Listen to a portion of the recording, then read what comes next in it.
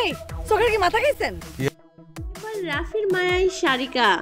একসময়ের ব্যাপক জনপ্রিয় মডেল ও অভিনেত্রী সারিকা সাবরিন মাঝে কয়েকবার বিরতির পর গত বছর থেকে আবারও অভিনয় নিয়মিত হয়েছেন এই অভিনেত্রী। তবে বেছে বেছে ভালো গল্পের নাটক পেলে কাজ করেন তিনি।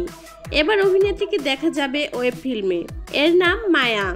ওয়েব ফিল্মটি পরিচালনা করেছেন তুফান নির্মাতা রায়হান রাফি। রায়হান রাফি নির্মাণে সম্প্রতি প্রকাশ্য এসেছে সারিকার ওয়েব ফিল্ম টিজার।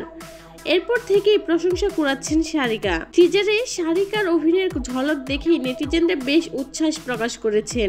পারিবারিক টানাপোড়েন ও এই সময় নারীদের সংগ্রামের গল্প নিয়ে তৈরি হয়েছে ওয়েব ফিল্ম মায়া। এতে নাম ভূমিকা অভিনয় করেছেন সারিকা।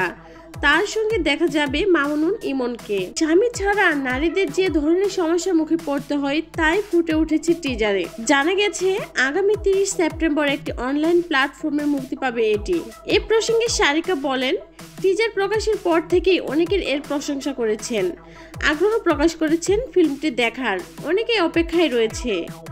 বন্ধু, সহকর্মী ও শুভাকাঙ্ক্ষীদের বেশ প্রশংসা পেয়ে আমি নিজে অপেক্ষায় আছি কখন সিনেমাটি দেখব। গল্প প্রসঙ্গে তিনি বলেন, মায়া নির্মিত হয়েছে একটি পরিবারের টানাপোড়েনের গল্প নিয়ে। পর্দায় দর্শক যেন আমাকে দেখে সারিকা নয় মায়া মনে করেন সে চেষ্টা করেছি।